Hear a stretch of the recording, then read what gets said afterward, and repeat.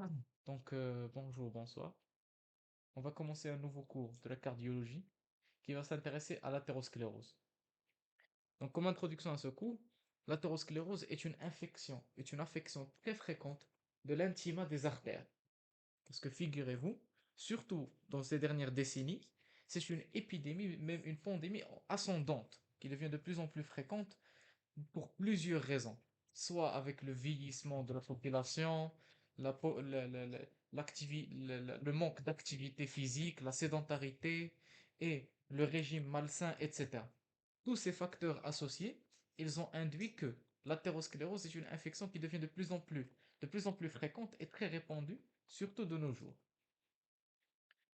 Comme introduction, il s'agit d'un remaniement de l'intima des artères, de gros et de moyen calibre. Donc, qu'est-ce qui se passe? Nous avons les dépôts de cholestérol, notamment le LDL, autrement dit le mauvais cholestérol, qui va se déposer et c'est comme une infiltration cholestérolique au niveau de l'intima des artères. Et donc on aura une accumulation focale de lipides, glucides, complexes, etc. Et c'est ce qui va induire un remaniement de la paroi de l'artère. Donc un remaniement de la paroi, soit l'inflammation, la chape fibreuse, etc.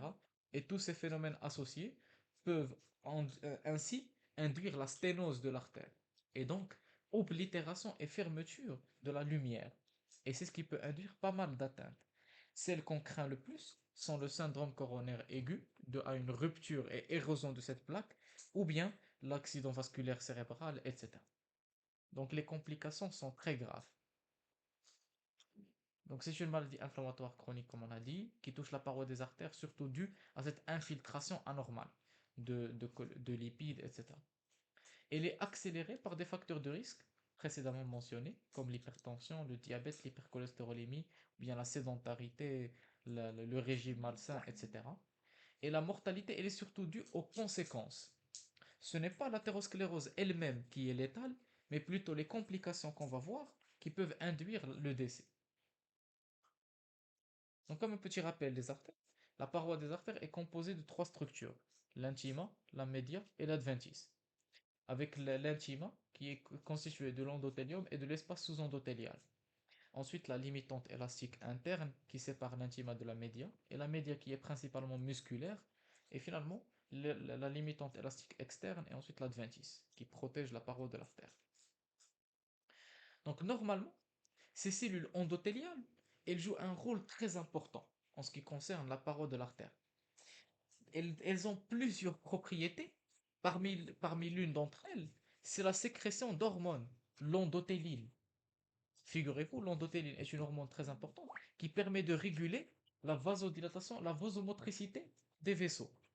Et donc cette endothéline, elle est synthétisée en fonction du besoin, surtout en termes de pression, et c'est ce qui régule la pression au niveau des organes, au niveau des artères, etc. Non seulement, l'endothélium a aussi des propriétés anticoagulantes. anticoagulantes. Donc, dans un état normal, l'artère, l'endothélium, il protège le sang contre la coagulation. Et ce n'est que lors d'une présence d'une lésion et l'exposition de l'espace sous-endothélial, et c'est le sous-endothélium qui est très thrombogène. Ce n'est pas comme l'endothélium. Donc cette paroi est très importante. Elle joue un rôle très important en ce qui concerne le maintien de l'harmonie, d'une circulation hémodynamique harmonieuse. Donc, comme on a dit, l'endothélium, il a plusieurs effets. La régulation de la vasomotricité, la balance, etc. Et les actions antithrombotiques, anti-inflammatoires, anti-athérogènes, etc. Et ce n'est que lorsque cette paroi est altérée, où il y a un problème, où on va voir qu'il y a une infiltration et donc altération de la paroi, etc. Donc, qu'est-ce qui se passe? Initialement, on doit avoir un facteur de risque, principalement. Donc, la dysfonction endothéliale et initiation de la formation de la plaque d'athérome. Premièrement, ça commence par le facteur de risque. Autrement dit, la lésion prédisposante. Par exemple, les dyslipidémies, l'hypercholestérolémie, etc. Ça prédispose à développer des plaques d'athérome.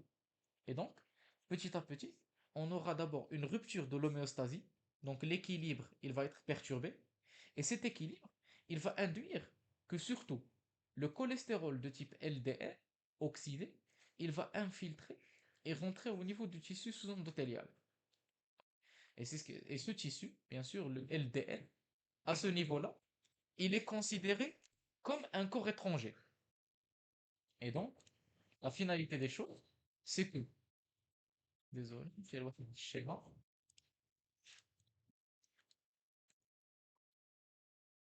Bon, ce LDL est considéré comme un corps étranger, et donc, il y aura une inflammation locale et une phagocytose à partir des macrophages. Et donc, les macrophages qui vont phagocyter les LDL oxydés, les LDLC, on les appelle les cellules spumeuses. Et ces cellules spumeuses, elles vont s'accumuler entre elles et induire le noyau lipidique, la formation d'un noyau lipidique. Donc c'est un ensemble de cellules macrophagiques qui sont pleines de lipides. Et ça induit la formation du noyau lipidique. Et ce noyau lipidique, c'est lui qui présente un risque de rompre, l'érosion, etc. Et s'il rompt, c'est là où on aura soit la thrombose qui va se former au sein de la paroi artérielle, au sein de la lumière artérielle, ou bien s'il se rompt, donc voilà, et lui-même ça peut sténoser, parce qu'il commence à comprimer la lumière de l'artère. Et comme réaction du corps humain face à ce noyau lipidique, on aura un ensemble de cellules musculaires et de fibroblastes qui entourent, qui entourent le noyau lipidique. Donc ce noyau lipidique constitué de cellules spumeuses, il va avoir une paroi fibreuse, une paroi fibreuse appelée la chape fibreuse. Et donc, cette chape fibreuse, c'est comme si c'était un moyen du corps humain de stabiliser cette plaque d'athérosclérose. Donc cette plaque, ce noyau lipidique, elle va être stabilisée par une chape fibreuse. Et en fonction du degré de l'épaisseur de cette chape fibreuse, on parle d'un noyau stable ou bien instable. Donc théoriquement, lorsque cette plaque est fine, elle est fragile, donc la plaque, elle peut facilement ulcérer, se rompre et induire l'érosion, etc. Mais lorsque cette chape fibreuse est massive, donc la plaque, elle est stable, mais il faut savoir que la sténose, au niveau de la lumière, elle va être très élevée. Elle va être très augmentée. Donc on aura par exemple une oblitération de 50% de, de la lumière artérielle dans ce cas. Donc surtout, l'athérosclérose, elle prédomine au niveau des zones de turbulence, donc lors des bifurcations artérielles. Ça favorise l'infiltration du cholestérol, et donc ça favorise ces phénomènes d'inflammation. Comme on a dit, normalement, le monoxyde d'azote sécrété par l'endothélium, il protège contre les mécanismes. Parce que le monoxyde d'azote, donc d'abord, il a un effet vasodilatateur, mais aussi un effet anti-inflammatoire. Mais lorsqu'il y a un problème en ce qui concerne les mécanismes camliques, donc rupture de l'homéostasie, il y a un trouble au niveau du monoxyde d'azote, et donc, en plus de l'oblitération de la lumière artérielle, on aura aussi une vasoconstriction associée. Donc, tous ces phénomènes, l'un avec l'autre, favorisent la diminution du calibre de l'artère, et donc, elle va devenir symptomatique dans ce cas. L'athérosclérose, ou bien la diminution de la lumière artérielle, elle ne devient symptomatique que lorsque la sténose est plus de 50%. Ça veut dire que le débit, il diminue de 50%, autrement dit. Donc dysfonction endothéliale, rupture de l'homéostasie, et donc on aura ici la formation du thrombus, mais chez le thrombus, c'est le noyau lipidique, et ce noyau lipidique, avec les phénomènes de fibrose, etc., il va commencer à comprimer la lumière artérielle. Donc voilà, le cholestérol qui infiltre, il va ensuite être macrophagé et induire la formation de cellules spumeuses. Et ces cellules spumeuses vont se fusionner entre elles pour nous donner le noyau lipidique qui va ensuite être entouré d'une chape fibreuse. Et avec le temps, comme on le remarque ici, ce noyau lipidique avec la chape fibreuse, il comprimera petit à petit la lumière artérielle. Donc on progresse d'un vaisseau sain à la strie lipidique jusqu'au noyau et la plaque d'athérome. C'est ça, le devenir de toute athérosclérose. Donc voilà, sein, strie lipidique, plaque fibreuse, etc. Donc l'évolution, c'est l'oblitération de plus en plus de la lumière artérielle. Et donc diminution de débit. Et à certains cas, ça peut devenir symptomatique dans le cadre d'un angor stable, angor d'effort autrement dit, ou bien l'artériopathie oblitérante des membres inférieurs, qui va se manifester des claudications intermittentes des membres inférieurs, etc. Donc en fonction de la localisation, on aura les signes associés. Donc les facteurs de vulnérabilité de la plaque, comme on a dit, la plaque, elle peut se ou bien ulcérer, soit ulcérer ou bien subir une érosion. Donc ça dépend de est-ce que la plaque est stable ou bien instable. La première chose, c'est l'épaisseur de la chape fibreuse. Plus la chape fibreuse est épaisse, plus la plaque est stable. Et donc lorsque la chape fibreuse est mince, le- le- la plaque d'athérome est au risque de se rompre et ainsi induire la formation d'un thrombus. Le deuxième risque, c'est lorsqu'il y a des problèmes thromboemboliques ou bien contrainte circonférentielle, donc au niveau de la paroi artérielle, ou bien deux types de sténose qui se produit. Mais principalement, ça a un lien avec la stabilité de la plaque et est lié à sa composition, si sa chape fibreuse elle la rend stable ou non. Donc voici une coupe histologique de la plaque d'athérome. Et regardez ici, on trouve que le, le- le- la chape fibreuse qui devrait l'entourer est très mince. Comme on le regarde ici. Donc on voit l'infiltration et l'inflammation, ainsi que la lumière artérielle qui est oblitérée. Et donc on remarque ici l'érosion de cette plaque.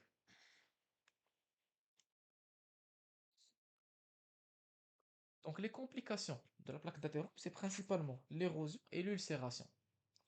Donc l'ulcération, c'est comme une légère érosion, c'est une petite fissure. Alors que la rupture, c'est carrément une ouverture complète, et donc on aura immédiatement la formation d'un gros thrombus qui va fermer carrément la lumière artérielle. Et donc la différence, c'est que l'ulcération, elle peut induire une occlusion partielle, alors que la rupture, très probablement, elle va induire une occlusion complète. Ainsi, il peut aussi se produire une hémorragie intraplaque, mais c'est c'est pas, c'est pas le plus grave. Donc nous, ce qu'on craint, c'est l'ulcération et rupture qui va induire la formation du thrombus et qui peut empirer la situation. Mais, le- le- mais comme on a dit, la symptomatologie, elle peut apparaître soit due aux complications, ou bien si le degré de sténose il a tellement évolué que le débit devient insuffisant à la normale ou bien à l'effort. Donc la plaque d'athérome, comme on a dit, elle peut subir une ulcération ou bien érosion, et donc induire la formation d'un caillot, d'un thrombus. Voilà. Pour récapituler, comme on a dit, ce qui se passe au niveau de la paroi artérielle, on a une infiltration du cholestérol, donc du LDL, qui va ensuite induire l'inflammation locale. Et cette inflammation locale va transformer les macrophages en cellules spumeuses. Et ces cellules spumeuses vont s'accumuler au fur et à mesure et induire la formation du noyau lipidique. Ce noyau lipidique, il va subir ensuite une fibrose due aux fibroblastes qui vont stabiliser entre guillemets cette plaque. Et donc c'est la plaque d'athérome dont on parle. Et cette plaque d'athérome, elle peut se compliquer d'ulcération ou bien d'érosion qui va induire ainsi la formation d'un thrombus occlusif, soit complète ou partielle. Et c'est là où on a soit l'AVC ischémique, l'infarctus du myocarde, etc. Donc voilà.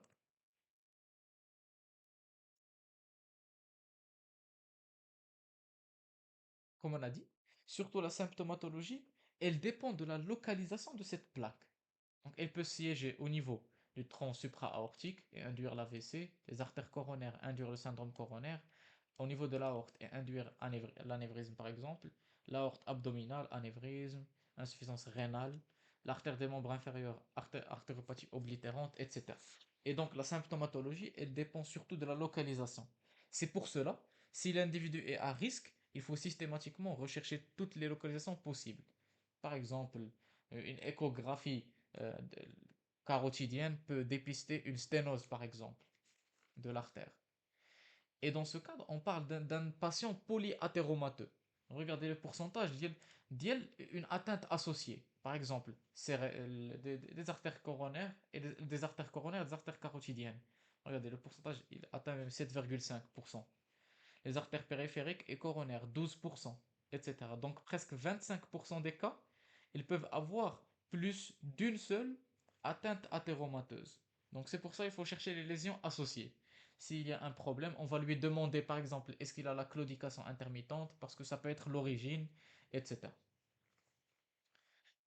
Donc la conduite à tenir, tout simplement, d'abord il faut être capable de faire le diagnostic positif, de confirmer qu'on a une plaque d'athérosclérose. Et pour faire cela, on aura recours principalement à l'échographie ou bien un, la méthode qu'on appelle OCT. On va la voir. Mais principalement, d'abord, avant tout, la symptomatologie qui domine. L'interrogatoire, il joue un rôle très important. Donc l'interrogatoire, lorsque le patient se présente, on lui demande s'il a des signes d'AVC ischémique, transitoire possiblement. Et s'il a des signes, il dit que l'artériopathie oblitérante, s'il a des signes d'angor d'effort, etc. Donc on va lui demander, est-ce qu'il a déjà fait un épisode qui peut nous orienter vers une athérosclérose, ainsi que le dépistage, etc. Principaux traitements, on va les voir. Ah, bon, c'est tout.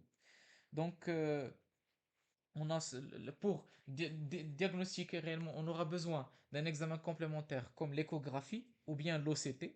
L'OCT, c'est quoi? C'est comme un cathéter muni d'un endoscope.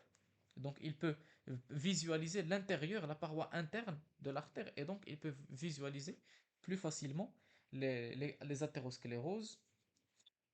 Donc voilà. Le traitement, bien sûr, il a un risque.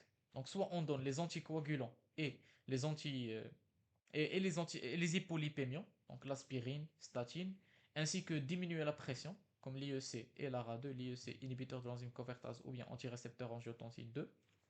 Sinon, on peut stenter. Donc on peut stenter, donc introduire un ballon et gonfler avec le ballon. Mais si stenter, c'est gonfler le ballon pour détruire la plaque d'athérome. Donc ça rentre dans le cadre de l'angioplastie. Donc traiter les sténoses significatives, soit angioplastie ou bien chirurgie, pour nous débarrasser carrément de cette plaque d'athérome. Voilà, c'est tout concernant l'athérosclérose d'un point de vue cardiologie. Donc comme pour rappel, notre stratégie principale, elle repose sur la prévention. Et donc, le dépistage précoce. Et donc, prévention ou bien dépistage précoce. C'est pour ça que les individus à risque, ils doivent systématiquement bénéficier d'une recherche à l'atteinte d'une recherche des atteintes multiples au niveau de n'importe quelles artères, soit les troncs supra-aortiques, des membres inférieurs, etc. Et si ils deviennent symptomatiques, ça veut dire que la plaque, elle est déjà évoluée. Et dans ce cas, on peut opter pour un traitement plus invasif, donc comme la chirurgie et l'angioplastie. Sinon, le traitement médical, il occupe aussi sa place dans cette thérapeutique. Voilà, c'est tout concernant ce cours et bon courage.